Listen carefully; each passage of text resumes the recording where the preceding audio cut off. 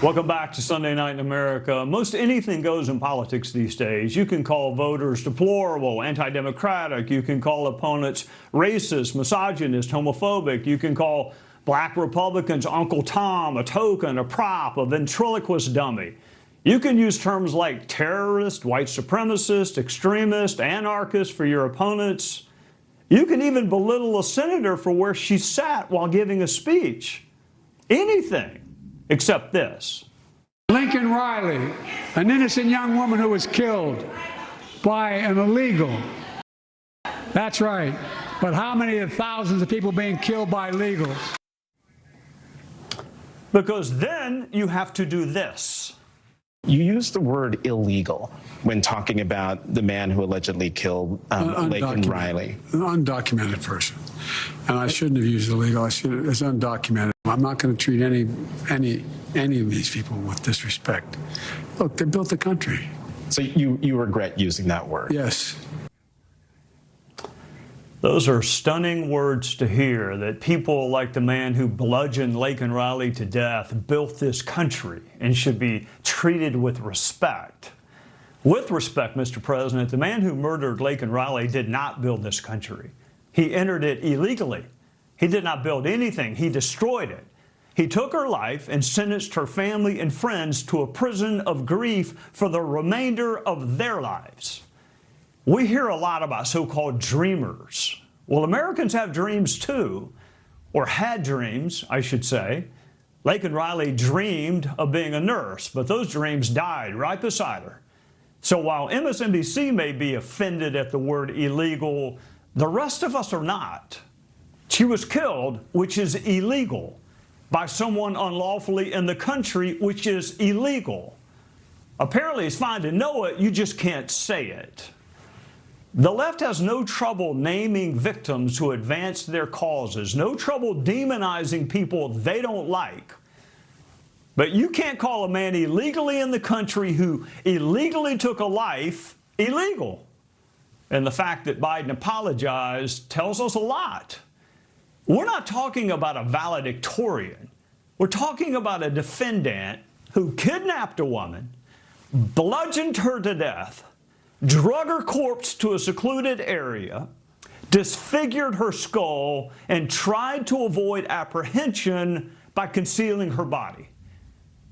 Illegal hardly begins to capture what he did. Rather than protecting the feelings of his base, the president should try protecting the lives of people he swore an oath to defend. You know, the left wanted to defund the police and elect progressive prosecutors who can't find anyone worthy of prison. And now they worry about showing respect to capital-eligible defendants. And I wonder what we have become. Joining us now is Senator Tim Scott from the great state of South Carolina. Senator, Laken Riley is not the first, nor will she be the last person to lose her life at the hands of someone here illegally. I just wonder, when is it finally going to be enough to act?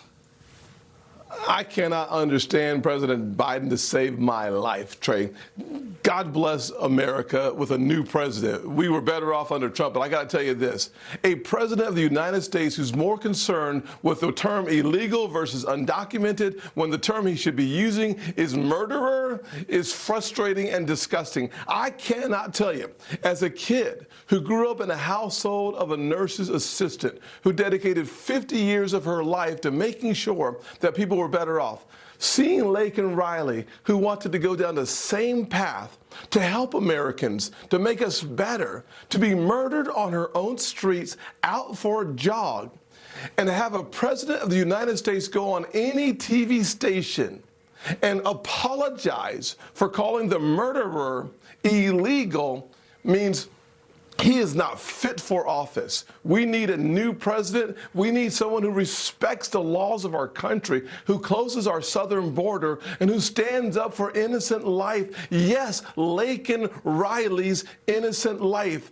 Frustrating as it is, Trey, We know that more murderers are coming into our country, more rapists are coming into our country. A story recently, a Haitian person raped another American. Here's what we need to know. It is sick and tired. I'm sick and tired, Trey, of hearing these stories that are preventable. The President of the United States becomes complicit when he refuses to close our southern border. He is complicit when he worries about what he calls a person, and he is certainly complicit when the first 100 days he had 94 executive actions to make our country Senator, unsafe. He may well be complicit, but he is not alone. Katie Porter, who wound up being too liberal even for California, wanted to make sure we didn't use just one murder to change policy. But also the senator from Georgia said pretty much the same thing. I want to listen to Raphael Warnock and ask you a question on the other side.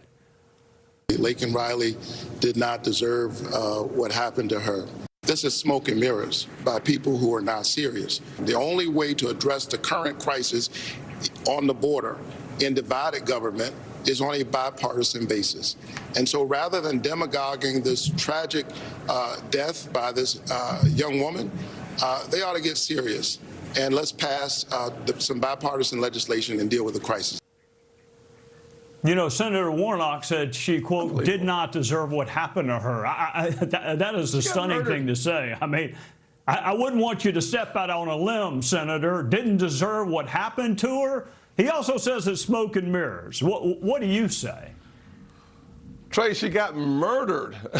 What happened to her was a crime. She was murdered on the streets where she should have been safe. She was not safe because liberal elites, including the President of the United States, refuses to be serious and to get serious about securing our southern border. She was murdered, Trey, along with 70,000 other Americans who've already lost their lives to fentanyl. They died senseless deaths that were preventable if we closed our southern border. Every single American of good conscience should be outraged by the comments of the liberal elites, the Democrats who believe it is okay to appease their base. It's okay to have preferences for illegal immigrants, but it's not okay for us to be outraged at the murders of Americans at the hands of illegal immigrants in our country. They broke the law to get here. This one broke the law twice. The fact that President Biden felt the need to apologize for insulting someone who is about to stand trial for potentially capital murder tells us about all we need to know about the current state of the left fringe of the Democrat Party. Senator Tim Scott in the great state of South Carolina, thank you for joining us. Thank you, sir.